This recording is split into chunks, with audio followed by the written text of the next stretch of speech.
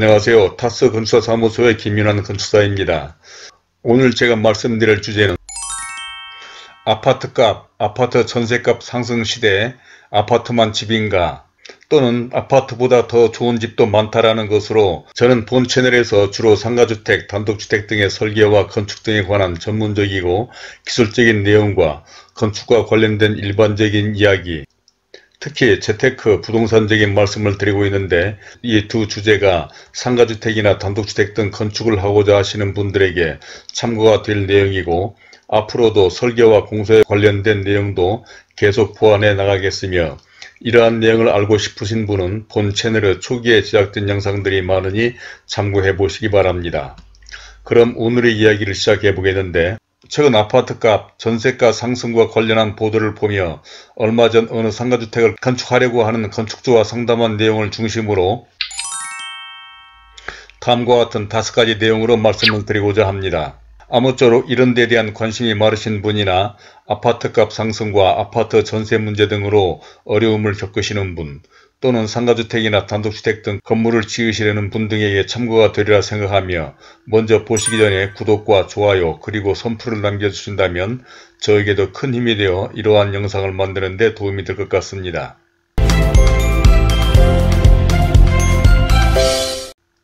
그러면 순서에 따라서 첫 번째로 아파트만 집인가에 대해서 말씀드려 보겠는데 며칠 전 많은 신문과 방송들이 일제히 다음과 같은 부동산 관련 뉴스를 보도하였습니다. 정부 시세조사기관인 한국부동산원 통계로 서울의 평균 아파트값이 9억 원을 돌파했고 서울 아파트 평균값이 9억 원을 넘긴 것은 2019년 1월에 8억 원을 넘긴 직후 2년 만이라는 것입니다. 또한 올해 아파트 전세값이 입주 물량과 관계없이 상승세를 유지할 것이라는 전망도 나왔다는데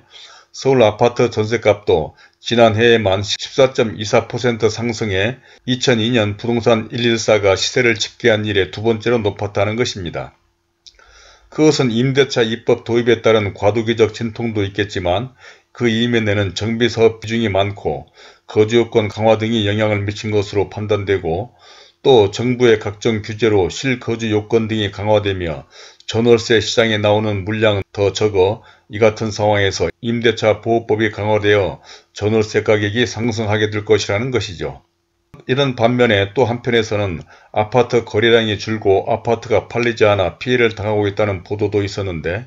이는 최근 2, 3년 새 아파트값이 50% 이상 급등하면서 실수요자들 사이에서 너무나 많이 올랐다는 인식에다 정부가 주택공급 확대 방안을 발표하고 또 대출 금리마저 오르는 데다 지난해 시장을 주도했던 패닉바잉, 즉 가격 상승, 물량 소진 등에 대한 불안으로 가격에 관계없이 아파트를 사들이는 공황 매수가 사라져 매매 분위기가 한풀 꺾였다는 것입니다. 그러니까 한쪽에서는 아파트값과 전세값이 오른다고 아우성이고 또 한편에서는 아파트가 제때 팔리지 않아 피해를 당하고 있는 사람들이 많다고 난리인 상황인 것이죠. 다음 두 번째로는 아파트가 아닌 집을 좋아하는 사람들에 관한 것인데 이와 같이 많은 사람들이 아파트값과 전세값 상승으로 아파트를 구하지 못해 어려움을 겪고 또 아파트가 팔리지 않아 큰 손해를 보는 사람들이 많다고 아우성인 것은 그만큼 많은 사람들이 아파트로만 몰리기 때문인 것인데 그렇다고 꼭 아파트만 집이고 아파트가 아닌 집은 좋지 않을까요? 이는 전혀 그렇지 않습니다. 돈을 벌면 단독주택이나 고급 빌라에서 사는 게 당연시되는 서구 사회에서는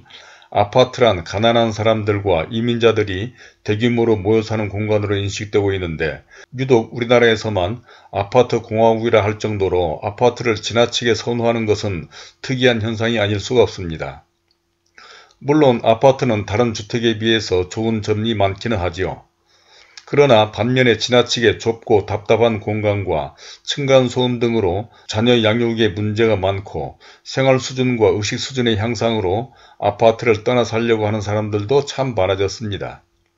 특히 코로나 시대를 맞이해서 사회적 거리두기로 탈도시화와 탈집단화가 요구되는 시대에 포스트 코로나 시대와 인터넷, 택배 시스템 등의 발달로 재택근무와 온라인 교육이 활성화되어 온 가족이 온종일 집에서 보내야 하는 미래에는 복잡한 도심에 있는 좁고 답답한 아파트보다는 환경과 경치가 좋은 곳에 여유로운 집을 지어 가족들과 함께 살려는 사람들도 많아지고 있고 이러한 추세는 앞으로 더 확산될 것은 뻔합니다. 이러한 것은 굳이 따로 설명할 필요도 없지만 요즘 인기리에 방송되고 있는 건축탐구, 집이나 한국기행 등 여러 방송 프로그램에 나오는 사람들만 봐도 그렇고, 그런 사람들 가운데는 다시는 아파트 같은 집에서는 살지 않겠다고 하는 사람들도 많으며, 또 최근 상가주택이나 단독주택 등을 건축하겠다고 상담하는 사람들이 부쩍 늘어난 것으로도 아파트가 아닌 집에서 살기를 원하는 사람들이 많아져 가는 것을 알 수가 있습니다. 다음 세 번째로 상가주택, 단독주택이 각광을 받는다라고 하는 것인데, 사실 그렇게 아파트가 아니 아파트보다 훨씬 살기에 좋은 집은 참 많습니다. 그것은 아무리 아파트가 살기에 편하다고는 하지만 아파트란 인간이 살아가는데 극히 필수적인 기능만 해결하는, 먹고 자고 싸는 기능만을 하기 위한 주방과 화장실, 거실과 방 몇 개가 전부인데 반해, 예를 들면 상가주택의 주인집이나 특히 단독주택, 전원주택 등에는 거실, 주방 등 기본적인 방 외에도 서재나 오디오룸 등에다 다락에는 작업실, 취미공간, 공부방 등 다양한 기능과 문화, 취미생활을 할 수 있는 공간을 마련할 수도 있을 뿐만 아니라 옥상 정원이나 1층의 마당, 정원 등은 아이들의 놀이나 가족들의 휴식공간 등을 만들 수가 있어서 겨우 방 3개짜리 좁고 답답한 아파트와는 비할 바가 아니기 때문인 것이죠. 이러한 집은 기존 시내에서도 충분히 마련할 수도 있고, 특히 최근 전국의 대도시 근처에 개발되고 있는 택지개발지구나 신도시의 경우에는 체계적으로 도시계획을 하여 깨끗하고 잘 정비된 도시환경과 주변의 산과 들, 그리고 실개천 등이 흐르는 주변 자연환경은 복잡하고 답답한 기존 도시와는 확연히 구분이 될 정도입니다. 뿐만 아니라 대부분의 신도시는 주로 젊은 세대들이 많이 거주하는 데다 생활 수준이 엇비슷해서 교육 환경도 좋고 소위 명문학교로 자리잡은 학교도 많은 데다 이런 상가주택이나 단독주택 등은 층간소음도 없고 다양한 취미 공간도 많아 자녀들을 기르거나 자녀 교육을 하는데 이보다 더 좋은 것은 없을 것입니다. 다음 네 번째로 지금이 건물주나 내 집을 지을 좋은 기회다라고 하는 것인데, 더욱이 이런 상가주택이나 단독주택 등은 자신이나 가족들의 특성과 취향에 맞게 집을 설계하고 지을 수 있다는 것이 무엇보다도 좋습니다. 그러니까 아무리 아파트가 비싸고 좋다지만 이러한 아파트는 가장 일반적이고 누구나가 적당히 살 수 있도록 천편일률적으로 설계되고 건축된 개성이라고는 전혀 없는 집인데 반해 단독주택 등은 대지구입에서부터 설계, 건축까지 모두 자신들이 선택하고 결정하여 짓기 때문에 자신에게 딱 맞는 그야말로 맞춤형 집이 아니겠습니까? 그리고 온 가족이 자신이 좋아하고 선호하는 공간을 만들어보고 형태를 구상하는 설계 과정과 그러한 집이 지어지는 모습, 더욱이 그렇게 자신들이 구상한 그런 집에서 살아가는 모습을 상상해 보십시오. 이같이 행복하고 보람된 일이 어디가 있겠습니까? 더구나 상가주택이나 일부 단독주택 등은 매월 일정에 임대 수익까지 올릴 수 있는 집인데, 그러니까 아무리 살기 좋고 비싼 아파트가 이렇게 온 가족끼리 살기도 좋고 수익까지 창출할 수 있는 아파트가 있습니까? 물론 최근처럼 아파트 값이 계속 오르는 것을 기대하는지는 몰라도 이는 각종 행정과 대출 규제, 그리고 시장 분위기에 의해서 언제 곤두박질 칠지 모르지만 집이 앉은 땅과 건물을 가진 상가주택이나 단독주택은 그럴 리가 없어 부동산적인 장래성도 높다는 점도 간과할 수 없는 장점이 아닐 수가 없는데, 바로 지금이 이러한 집을 지을 수 있는 아주 좋은 기회라는 것입니다. 이제 마지막 다섯 번째 결론적인 말씀으로 이렇게 하면 된다라고 하는 것인데, 그것은 어쨌거나 지금 아파트 값과 아파트 전세 값이 엄청나게 많이 올라있기 때문인 것입니다. 이는 최근 오른 아파트 값이나 웬만한 아파트 전세값 정도로도 이러한 상가주택이나 신도시 등의 멋들어진 단독주택 등을 충분히 매입할 수도 있고, 또 만약 이런 건물을 건축한다면 실비로 건축할 수 있기 때문에 매입하는 것보다 더 저렴한 비용으로 내 집을 마련할 수가 있다는 것이죠. 그러니까 제가 본 채널에서 이러한 사례에 대하여 여러 영상을 통해서 설명한 바 있는데, 요즘 웬만한 지역의 웬만한 아파트, 아니 그런 아파트 전세가로도 이런 신도시의 상가주택이나 단독주택을 건축한 사람들을 소개하였으니 이러한 영상을 보시면 더 자세히 이해할 수가 있을 것입니다. 이는 다른 부동산, 예를 들자면 상가주택 등을 지을 땅이나 건축비 등은 별로 오르지 않은 반면 최근 이상하게 아파트 값만 폭등했기 때문인데,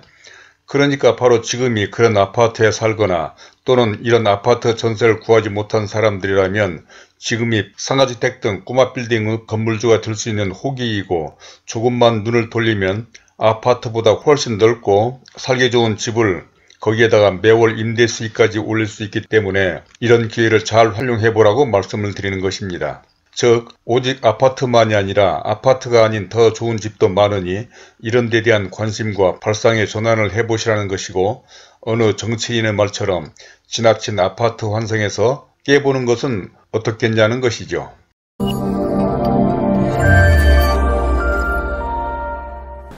자, 이제까지 아파트만 집이 아니고 아파트보다 더 좋은 집도 많다라는 데 대해서, 첫 번째로 아파트만 집인가에 대해서, 두 번째로는 아파트가 아닌 집을 좋아하는 사람들도 많다라고 하는 것,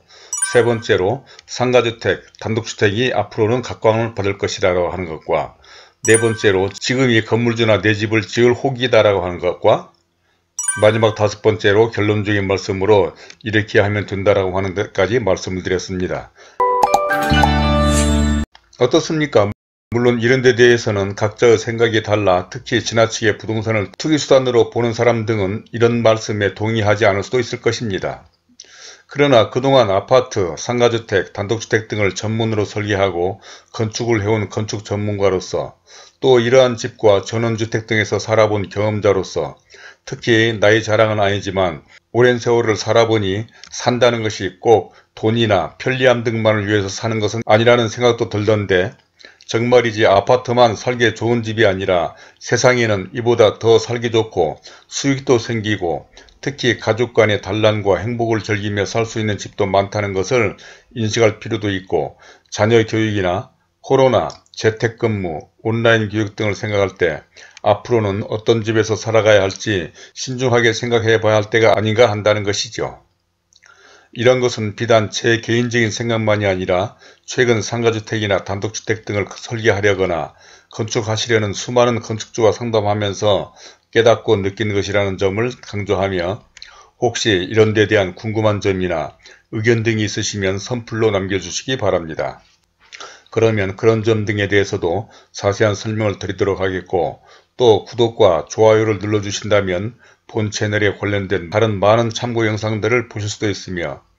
화면 왼쪽에 제가 추천하는 이 영상들도 참고해 보시기를 바라면서 오늘은 이만 줄이도록 하겠습니다. 감사합니다.